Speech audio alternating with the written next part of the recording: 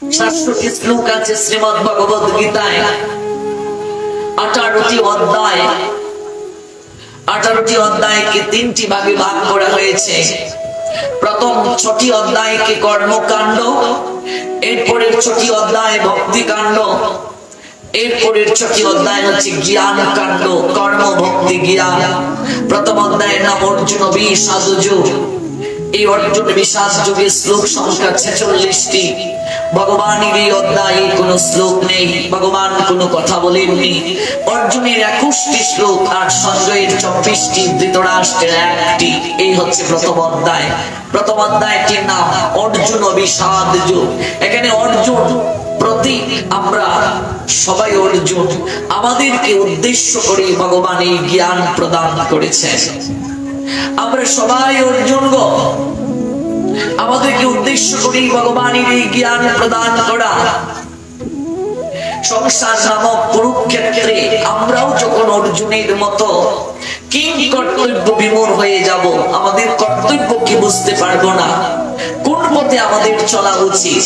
আমি কি কর্তব্য কর্ম ত্যাগ করবো, না আমি কেবল ভগবানকে ডাকবো? কি করে আমার উচিত?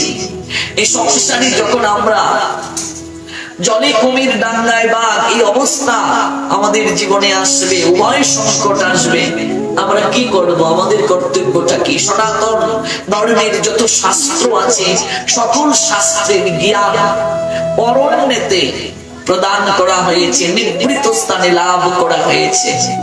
কেবলমাত্র গীতার জ্ঞানটা লাভ করা হয়েছে, অর্জুন লাভ করেছেন যুদ্ধের ময়দানে।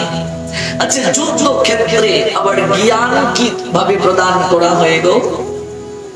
কুরুক্ষেত্রের যুদ্ধ ক্ষেত্র কোথায় পড়েছে? এই ভারতের হরিয়ানা রাজ্যে পড়েছে। সেটি সরস্বতী নদীর তীরে, যেখানে গীতার জ্ঞানটা দান করা হয়েছে, সেই জায়গাটার নাম হচ্ছে জ্যোতিষর। যদি কোনোদিন সুযোগ হয়, আপনাদের তো আর পাসপোর্টেরও প্রয়োজন নেই, ভিসারও প্রয়োজন নেই, একবার যাবেন সেই কুরুক্ষেত্রে, যেখানে গীতার জ্ঞান দান করা হয়েছে, সেই স্থানটি একবার দর্শন করে আসবেন। ভগবান যুদ্ধের ময়দানে গীতার জ্ঞানটা দান করলেন কুরুক্ষেত্রে। কুরুক্ষেত্রটা কি আগে আপনাকে জানতে হবে। এই সংসারটাই হচ্ছে কুরুক্ষেত্র। কুরুক্ষেত্রের যে যুদ্ধ, সেই যুদ্ধ আপাত দৃষ্টিতে শেষ হলেও এই যুদ্ধ সূক্ষ্ম দৃষ্টিতে, সূক্ষ্ম চিন্তায়, তত্ত্বগত দিক থেকে এই যুদ্ধ এখনো চলছে। কুরুক্ষেত্রের যুদ্ধ কেন হয়েছিল গো? ভাই ভাইদের মাঝে যুদ্ধ হলো, সম্পত্তি নিয়ে, রাজত্ব নিয়ে।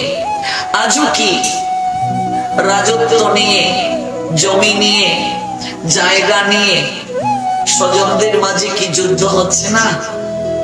ভাই ভাইয়ের মাঝে ঝগড়া হচ্ছে না? ভাই ভাইকে কি হত্যা করছে না? মামলা মোকদ্দমা হচ্ছে না? দ্রৌপদীর সম্মানকে পুনঃস্থাপন করার জন্য, দ্রৌপদী এখানে একটি চরিত্র, সমগ্র নারী সমাজের সম্মানকে পুনঃপ্রতিষ্ঠিত করার জন্য ভগবানের এই প্রয়াস।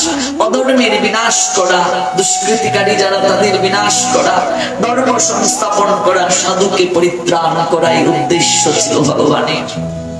আজও কি কোন নারীর কাপড় টানছে না দুর্যোধন দুঃশাসনের বংশধরেরা? রাস্তা এখনো তো আমার বোন, আমার মা নিরাপদ নয়। আপনি এই বঙ্গই বলুন আর আমাদের বঙ্গই বলুন, 6 বছরের বাচ্চা থেকে 80 বছরের বৃদ্ধা পর্যন্ত নিরাপদ নয়। শিয়াল কুকুরেরা এখনো হানা দেয়, দুর্যোধন দুঃশাসনের বংশধরেরা তো এখনো আছে, এখনো নারীর সম্ভ্রমকে বিনষ্ট করছে তারা।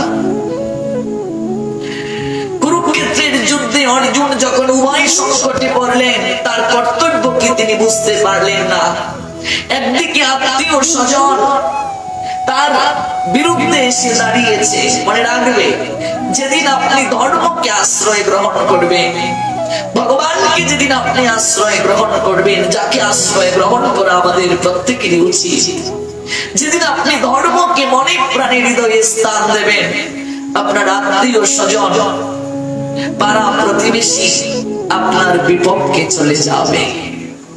মিলিয়ে দেখবেন নিজের জীবনের সঙ্গে, মিলিয়ে দেখবেন যেদিন থেকে আপনি ভগবানকে ভালোবাসবেন সবচেয়ে বেশি, ভগবানের পথে চলে আসবেন, আত্মীয় স্বজন ধীরে ধীরে আপনার নিকট থেকে তারা দূরে চলে যাবে।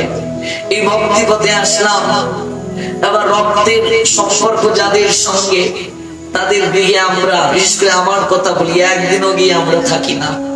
কবে গিয়েছিলাম মনেই নেই। কেন? তার কারণ সেখানে গিয়ে আমাদের এক অক্ত অন্ন খাওয়ারও পরিবেশ নাই। অথচ আপনি যদি এই ভক্তি জীবনে থাকেন, আমি আপনার বাড়ি যেচে গিয়ে বলবো, মাসিমা আমায় একটু প্রসাদ দাও, তাহলে আপনার জগতে কে? যেদিন থেকে ভক্তি পথ অবলম্বন করবে, পাড়া প্রতিবেশী আত্মীয় স্বজন রক্তজাত সম্পর্কের লোকেরা তোমার নিকট থেকে দূরে সরে যাবে। কারণ এই জগতে যাদেরকে আমি তুমি সম্পর্কের বাঁধনে বেঁধেছি, ওরা কৃপণ দুর্জন, কৃপণ দুরজন চপল সুকল লাগিরে। আমি এমন অনেককে দেখেছি, আমার পার্টির ভক্ত, প্রসাদ বুঝি যখন হয়ে গেল, আপন বুড়িরা পর্যন্ত মায়ের বাড়ি আসে না, বলছে তোদের বাড়ি আর যাবো না রে, তোরা এখন নিরামিষ হয়ে গেছিস, আগের মতো গিয়ে মাছের মাথা খেতে পারি না, মুরগির ঠ্যাং খেতে পারি না। মিলিয়ে দেখবি নিজের জীবনের সঙ্গে। স্বামী যদি স্ত্রীর চাহিদা মেটাতে না পারে, স্ত্রী যদি স্বামীর চাহিদা মেটাতে না পারে, একজন আরেকজনকে ভালোবাসে না। আজকে তোমার রথ সচল আছে এই শরীর, যতদিন সংসারে খাটতে পারবে সবাই তোমায় ভালোবাসবে। আর যেদিন অচল হয়ে যাবে, সংসারে কোনো কর্ম করতে পারবে না, সেদিন তোমার সন্তান, তোমার বৌমা, তারা বলবে জঞ্জাল মরলেই বাঁচি। শঙ্করাচার্য বলেছিলেন, যতদিন করে জন ধন উপার্জন, ততদিন বসে তাকে নিজ পরিজন। যতদিন ধন উপার্জন করতে পারবে, শরীরটাকে খাটাতে পারবে, অর্থ উপার্জন করতে পারবে, এই দেহ ধন, এই দেহ সম্পদ খাটিয়ে সংসারে সহায়তা করতে পারবে, সংসারের কাজকর্ম করতে পারবে, শরীর সচল যতদিন থাকবে, তোমার আত্মীয় স্বজন তোমাকে ডাকবে, তোমায় ভালোবাসবে। পরে যখন বৃদ্ধকালে জীর্ণ হয়ে দেহ, আর যখন বৃদ্ধ হয়ে যাবে, শরীরটা অচল হয়ে যাবে, ডেকেও জিজ্ঞেস করে না কেহ। এই সংসারটা বড় বৈচিত্র্যময় রে মা, খুব স্বার্থের জায়গায় এই সংসার। একমাত্র গুরু বৈষ্ণব, তাদের কোনো স্বার্থ নাই, তারা এসে আমাদেরকে জ্ঞান উপদেশ দান করে, তারা আমাদের প্রকৃত সত্যটাকে জানিয়ে যায়, তারা আমাদের প্রকৃত আপনার জায়গা, আপন নিকেতনে যাওয়ার পথ দেখিয়ে দেয়। তোমার কেশ পাকিবে, দন্ত নড়িবে, সম্বল হবে তোমার লাঠি, চুল যেদিন পাকবে, দাঁত যেদিন নড়বে, চলার সম্বল যেদিন লাঠি হবে, সম্বল হবে তোমার লাঠি। পুত্র পরিজন সকলে বলিবে, এ জঞ্জাল মরলেই বাঁচি। ভুল বলছি মা? শাস্ত্রের কথা কি ভুল? মিলিয়ে দেখো নিজের জীবনের সঙ্গে। 3টা দিন বিছানায় পড়ে দেখো, দেখো আদরের সন্তান কদিন তোমায় টানে? কয় বছর টানবে? সংসার বড় বিচিত্রময় গো। রত্নাকর দস্যুকে যখন ব্রহ্মা নারদ এই উপদেশটা দিয়েছিলেন, হে দস্যু, তুমি বলছো মানুষ মেরে পাপ কার্য করে ওই টাকা নিয়ে সংসারকে তুমি প্রতিপালন করো, সংসারে তোমার মা আছে, বাবা আছে, স্ত্রী আছে, তুমি দায়িত্ব পালন করছো বলছো, কিন্তু দায়িত্ব পালন করতে গিয়ে তুমি যে পাপ করছো, এই পাপের ভাগ কি কেউ নেবে? যাও গিয়ে জিজ্ঞেস করে এসো। কেন নেবে না? আমার মা, আমার বাবা, আমার স্ত্রী, ওরা কি আপনার নয়? নারদ হাসছে, নরে বোকা। নাট্যমঞ্চে অভিনয় করতে যেমন মানুষ কাউকে স্ত্রী গ্রহণ করে, অভিনয় মঞ্চ থেকে নেমে গেলে যেমন তার সঙ্গে আর সম্পর্ক থাকে না, অভিনয় মঞ্চে যেমন কেউ রাজা হয়, কেউ ফকির হয়।